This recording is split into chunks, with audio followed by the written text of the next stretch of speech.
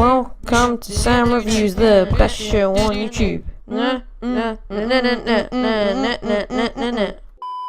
So unless you've been living under a rock for the past 11 years, you've probably played or at least heard of Super Mario Galaxy. But since you guys are all 6-year-olds, I'll explain it real quick. Okay, so Super Mario Galaxy is a game released in 2007 where you play as Mario and go from galaxy to galaxy, visiting different planets and collecting stars and that kind of stuff. So basically it's Mario Sunshine but in space.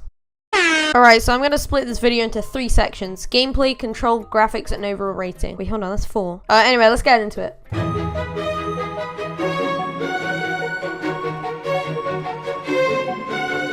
So this game's a fantastic combination of the open world Mario games like Odyssey and the linear type levels of the 2D Super Mario Bros. Series. And you know what? I gosh darn love it. Firstly, the enemies in this game are really interesting and unique. Each have their own attacks, and some even have different ways to get killed. There are the original enemies like Koopa Troopas and Goombas, but there are also some newcomers like these spiky things or those goddamn toy bats. Speaking of enemies, there are also bosses in this game. Each of these bosses have a certain way to be killed. For example, I battled this piranha dude and you need to whack him on the head with his tail to kill him. For the first boss, he can actually be pretty challenging just by the amount of speed he has, so no complaints here.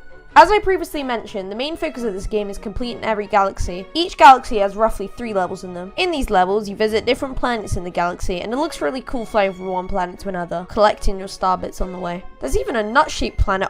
Each level is just what you expect from a 3D Mario game, really, aside from the fact that the physics are more fun here, because this time we're in space, so you can go on the other side of a planet and stuff. The main objective is to collect gold stars, just as you would reach the flagpole in any other Mario title. Sometimes, at the end of the level, you may have to fight a boss so you can get the gold star, as I mentioned earlier.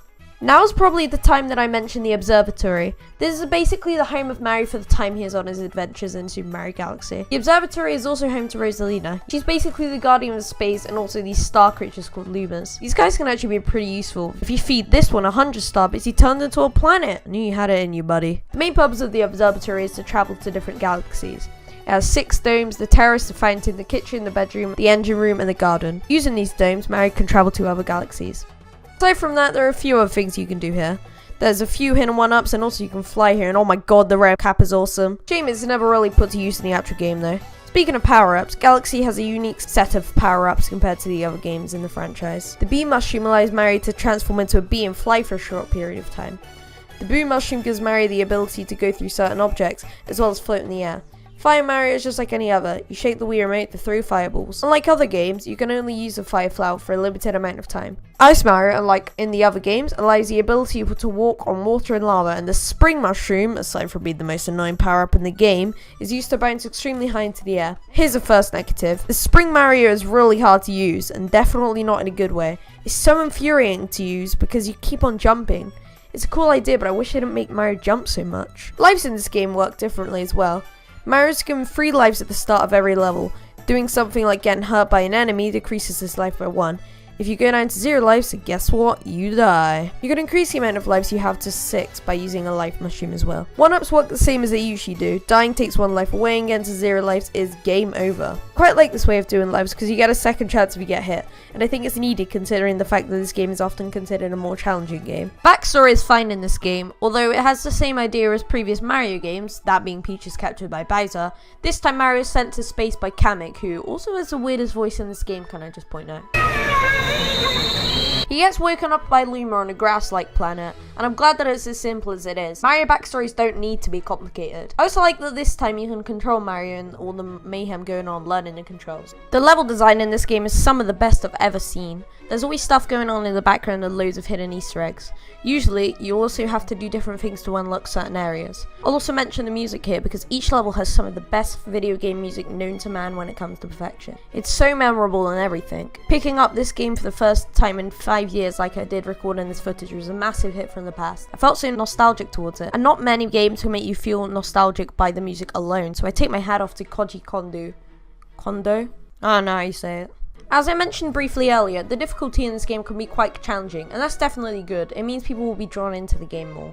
Always come back because, well, they keep on dying. I'm not gonna lie and say the game can't be annoying sometimes when a level's too hard, but honestly, that's with every game, so no complaints here. The pacing of this game varies. Sometimes you need to be careful and take it slow with what you do, but some levels, like the ones with platforms that fall under you, you have to be fast but careful at the same time, as to avoid your demise. With this pacing, I can imagine speedrunning would be pretty fun. Now I know why so many people do it. The camera isn't always perfect in this game due to the wacky physics, but it's definitely improved since the days of Mario 64. Speaking of physics, I love messing around with them in this game.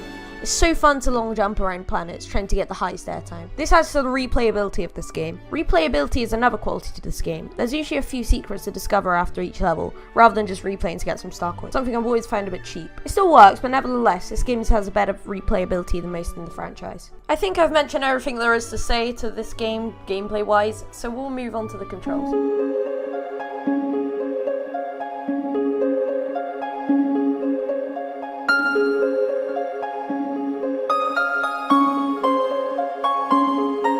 The controls in this game feel like they shouldn't work, but they actually do end up working well, if that makes any sense. You aim at the screen with your Wiimote to collect things like star bits, and your nunchuck is used for moving about. I love mobility in this game. I feel like many games, not necessarily Mario, are just too slow paced when it comes to moving.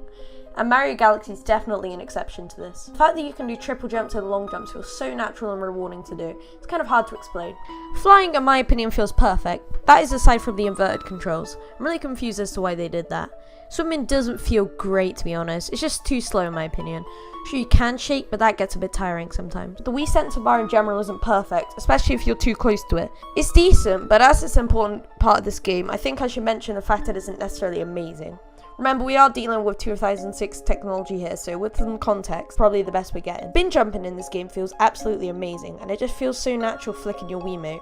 You can also ground pound like in other games to get to what's below you faster. This can also kill your enemy, and specifically in this game you will be rewarded with a coin if you ground pound your enemy, an item that can be used to regenerate lives as previously stated. That's about all for the control section. We'll now move on to the graphics.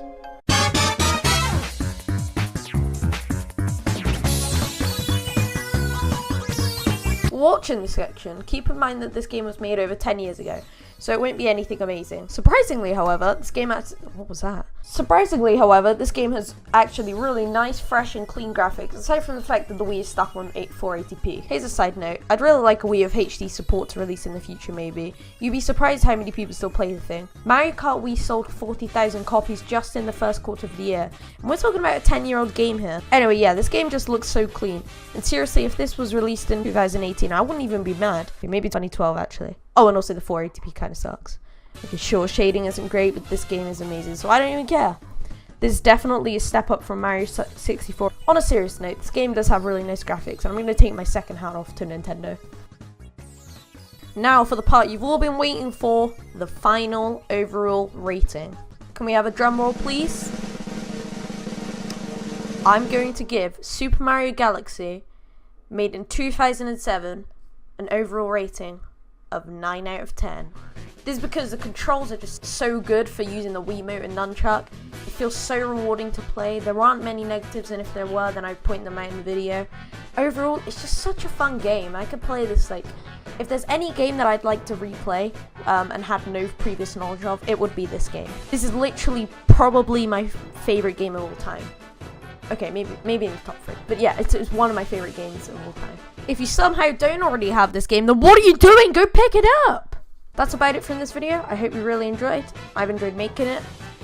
And goodbye.